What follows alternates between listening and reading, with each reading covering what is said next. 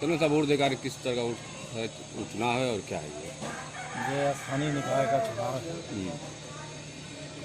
MLC का चुनाव है। तो यहाँ पे 43 वोटर हैं, वोट दे के निकला हूँ। किस मुद्दे को लेकर वोट दिए हैं? हम अपने अधिकार का प्रयोग किए हैं, जो हमें अधिकार है वोट देने का और एमएलसी चुनने का, इसको हमने। क्या लड़ाई किससे मानते हैं? लड़ाई किससे मानते हैं? चढ़ाई जो भी हो मुझे नहीं मालूम, मगर मैं एक पार्टी का सिपाही हूँ और अपने पार्टी के लिए हमने अपने कैंडिडेट को प्रत्याशी वोट दिया। नगर पालिका की तरफ से रमज़ान पे और नवरात्र पे सभी शहरियों को अपनी दिल की गहराइयों से बधाई देता हूँ। क्या नाम है? विनोद कुमार गुप्ता, सभासद, वार्ड संख्या 20, नगर पालिका परिषद मऊ। एमएलसी का चुनाव हो रहा है, किस मुद्दे को लेकर मतदान किए? देखिए, एमएलसी का चुनाव रहा है, हम ये चाह रहे हैं कि जो भी प्रत्याशी जीते इस मऊ शहर का विकास करे और विकास में साथ दे, इस नगर पालिका का साथ दे।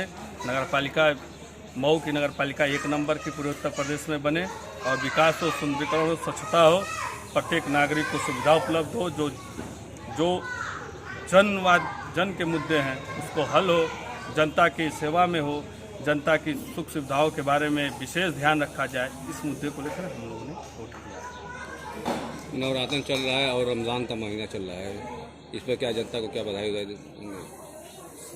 नवरात्र और रमज़ान ये दोनों पवित्र महीने हैं और मैं दोनों, जो नवरात्र है जो रमज़ान है, मैं उन सभी लोगों को बहुत बहुत हार्दिक शुभकामनाएं और बधाई देता हूं। सुख समृद्धि और शांति का त्यौहार है और ये प्रतीक है शांति का, तो इसलिए शांति से खूब बढ़िया से सभी लोग हर्षोल्लास से त्यौहार मनाएं और खुशी से रहे। मैं उनकी खुशी और हर्षोल्लास के लिए, सुख के लिए ईश्वर से प्रार्थना भी करता हूँ।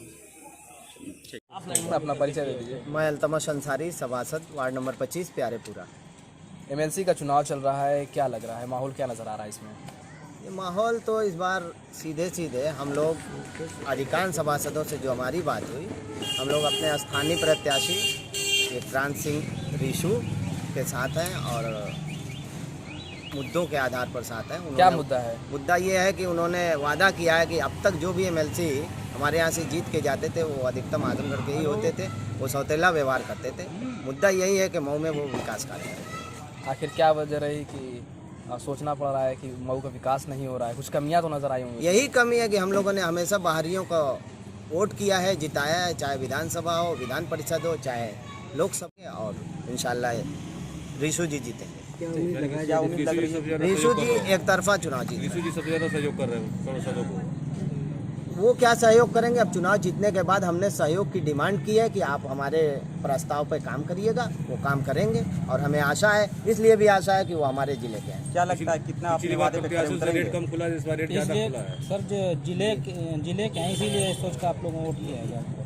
प्रथम वरीयता तो हमने यही दी। दूसरी बात, उन्होंने हमारी बातों को सुना, उन्होंने हमसे रिक्वेस्ट किया हमें वोट करिए, तो हमने भी उनसे प्रस्ताव रखा कि आप हमारे विकास कार्यों को करेंगे। हम नगर पालिका से तो बहुत सारे विकास कार्य करवा लेते हैं, लेकिन बहुत सारी योजनाएं हम लोग नहीं क्रियान्वित करा पाते हैं। बहुत सारे विकास कार्य विधान परिषद से भी कराए जा सकते हैं। उन्होंने वादा किया है और हम उम्मीद भी रखते हैं, और नहीं ऐसा होगा तो हम उनकी गर्दन भी पकड़ेंगे। अगर एमएलसी चुनाव को देखते हुए आपने जिले के प्रत्याशी को आपने देखा, वोट गोपनीय होता है और अभी विधानसभा ये क्या नाम है चुनाव हुआ था, तो गाजीपुर से जो विधायक जीते हैं अब्बास अंसारी, उस पर क्या कहेंगे? वो भी तो दूसरे अदर जिले के हैं। जनता ने चुना है, हमने तो अपने नगर पालिका के सदन के साथ ही कामरेड फखरे आलम को वोट किया था। मैं आज खुला कह रहा हूँ, जनता ने चुना है तो भाई अब जनता का सम्मान तो सबको करना पड़ेगा, मुझे भी करना है, लेकिन मैंने तो वोट जो है वोट गोपनीय होती है। अपने वादे पे खरा ना उतरे और आप गर्दन पकड़ने की बात करें, किस तरह की गर्दन पकड़ने? गर्दन इस तरीके से पकड़ेंगे कि हम कहेंगे आपने वादा किया था, क्या आप झूठे हैं क्या? अगर काम नहीं करेंगे सीधे मैं कहूँगा आप झूठ बोलते हैं। हमसे आपने वादा किया था, हम मिलेंगे, हम आपकी समस्याएं सुनेंगे, हम आपके समस्याओं का समाधान करने का पूरा प्रयास करेंगे, उनसे प्रयास करवाया जाएगा काम। कहीं ना कहीं लगता है कि वो अपने वादे पे खरे उतरेंगे। उम्मीद अच्छी है, उम्मीद अच्छी है। हाँ, क्योंकि मैं साइकोलॉजी का स्टूडेंट रहा हूँ, मैं बातचीत से बहुत सारी चीज़ पढ़ा हूँ। उम्मीद पे भी कायम रहना चाहिए, कायम। ठीक है।